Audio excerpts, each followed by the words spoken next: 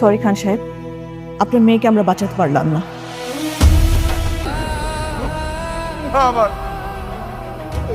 যে সন্তানকে মৃত ভেবে অনেক চোখের জল ফেলেছিল, সেই সন্তান আজ জ্যান্ত তার কোলে। কিন্তু এই চরম সত্যের পেছনে কি লুকিয়ে আছে বৃষ্টির রক্তের দাগ? গরিব ঘরের রাজপুত্র শেষ হয়েও কি রেখে গেল এক রক্তহীন করা নতুন রহস্য?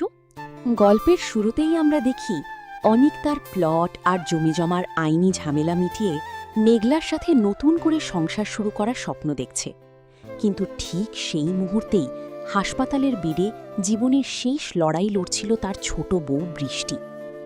অনেক ভেবেছিল বৃষ্টি হয়তো অভিমান করে হাসপাতালে গেছে, কিন্তু সে ঘুণাক্ষরেও বুঝতে পারেনি বৃষ্টি নিজের জীবনের ঝুঁকি নিয়ে অপারেশন থিয়েটারে ঢুকছে শুধুমাত্র অনিককে বাবা ডাক শোনানোর জন্য। অনিক হাসপাতালে যেতে দেরি করল, আর সেই একটাই অবহেলা ও ভুল বোঝাবুঝি অনিকের জীবন থেকে চিরতরে কেড়ে নিল বৃষ্টিকে। থামুন, আপনি কি নাটকের এই দৃশ্যটি ভালো করে খেয়াল করেছেন? ডক্টর যখন বৃষ্টিকে বলছিলেন আপনার শরীরে আরও কিছু প্রবলেম আছে, এই অপারেশনটা আপনার জন্য সত্যিই খুব রিস্কি, ঠিক সেই মুহূর্তে সাব্বিরের অভিব্যক্তি কেমন ছিল? বৃষ্টি কেন অনিককে ডিভোর্স দেওয়ার কথা বলেও শেষ পর্যন্ত এই আত্মঘাতী সিদ্ধান্ত নিতে গেল?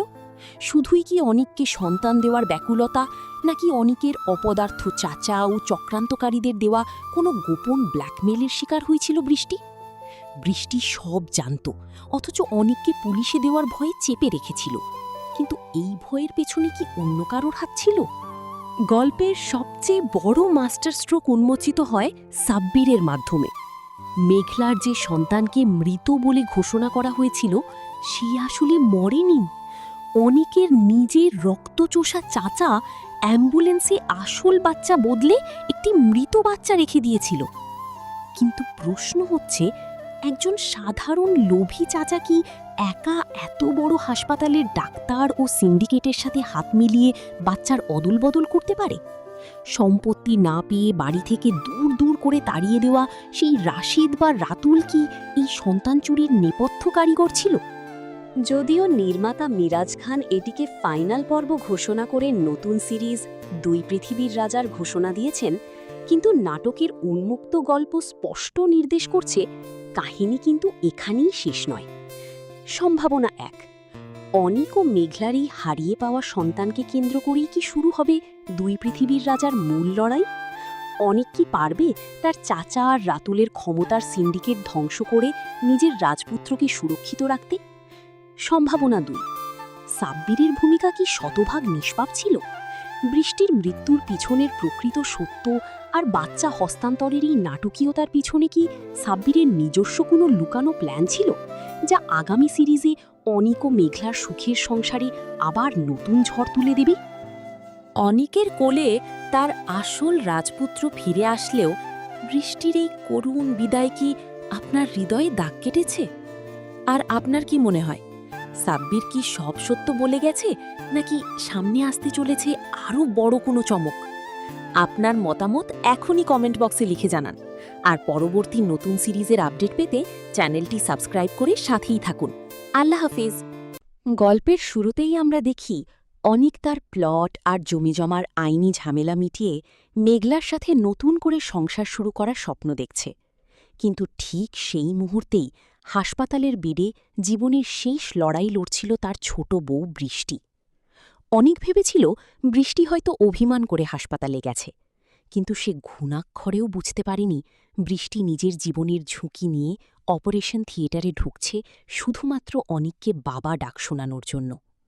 অনিক হাসপাতালে যেতে দেরি করল, আর সেই একটাই অবহেলা ও ভুল বোঝাবুঝি অনিকের জীবন থেকে চিরতরে কেড়ে নিল বৃষ্টিকে। থামুন, আপনি কি নাটকের এই দৃশ্যটি ভালো করে খেয়াল করেছেন? ডক্টর যখন বৃষ্টিকে বলছিলেন আপনার শরীরে আরও কিছু প্রবলেম আছে, এই অপারেশনটা আপনার জন্য সত্যিই খুব রিস্কি, ঠিক সেই মুহূর্তে সাব্বিরের অভিব্যক্তি কেমন ছিল? বৃষ্টি কেন অনিককে ডিভোর্স দেওয়ার কথা বলেও শেষ পর্যন্ত এই আত্মঘাতী সিদ্ধান্ত নিতে গেল? শুধুই কি অনিককে সন্তান দেওয়ার ব্যাকুলতা, নাকি অনিকের অপদার্থ চাচা ও চক্রান্তকারীদের দেওয়া কোনো গোপন ব্ল্যাকমেলের শিকার হয়েছিল বৃষ্টি? বৃষ্টি সব জানত, অথচ অনিককে পুলিশে দেওয়ার ভয়ে চেপে রেখেছিল। কিন্তু এই ভয়ের পেছনে কি অন্য কারোর হাত ছিল? গল্পের সবচেয়ে বড় মাস্টার স্ট্রোক উন্মোচিত হয় সাব্বিরের মাধ্যমে। মেঘলার যে সন্তানকে মৃত বলে ঘোষণা করা হয়েছিল, সে আসলে মরেনি। অনিকের নিজের রক্তচোষা চাচা অ্যাম্বুলেন্সে আসল বাচ্চা বদলে একটি মৃত বাচ্চা রেখে দিয়েছিল। কিন্তু প্রশ্ন হচ্ছে, একজন সাধারণ লোভী চাচা কি একা এত বড় হাসপাতালের ডাক্তার ও সিন্ডিকেটের সাথে হাত মিলিয়ে বাচ্চার অদলবদল করতে পারে? সম্পত্তি না পেয়ে বাড়ি থেকে দূর দূর করে তাড়িয়ে দেওয়া সেই রাশিদ বা রাতুল কি এই সন্তান চুরির নেপথ্য কারিগর ছিল? যদিও নির্মাতা মিরাজ খান এটিকে ফাইনাল পর্ব ঘোষণা করে নতুন সিরিজ দুই পৃথিবীর রাজার ঘোষণা দিয়েছেন, কিন্তু নাটকের উন্মুক্ত গল্প স্পষ্ট নির্দেশ করছে কাহিনী কিন্তু এখানেই শেষ নয়। সম্ভাবনা এক, অনিক ও মেঘলারই হারিয়ে পাওয়া সন্তানকে কেন্দ্র করেই কি শুরু হবে দুই পৃথিবীর রাজার মূল লড়াই? অনিক কি পারবে তার চাচা আর রাতুলের ক্ষমতার সিন্ডিকেট ধ্বংস করে নিজের রাজপুত্রকে সুরক্ষিত রাখতে? সম্ভাবনা দুই, সাব্বিরের ভূমিকা কি শতভাগ নিষ্পাপ ছিল? বৃষ্টির মৃত্যুর পিছনের প্রকৃত সত্য আর বাচ্চা হস্তান্তরের এই নাটকীয়তার পিছনে কি সাব্বিরের নিজস্ব কোনো লুকানো প্ল্যান ছিল, যা আগামী সিরিজে অনিক ও মেঘলার সুখের সংসারে আবার নতুন ঝড় তুলে দেবে? অনিকের কোলে তার আসল রাজপুত্র ফিরে আসলেও বৃষ্টির এই করুণ বিদায় কি আপনার হৃদয়ে দাগ কেটেছে? আর আপনার কি মনে হয়, সাব্বির কি সব সত্য বলে গেছে, নাকি সামনে আসতে চলেছে আরও বড় কোনো চমক?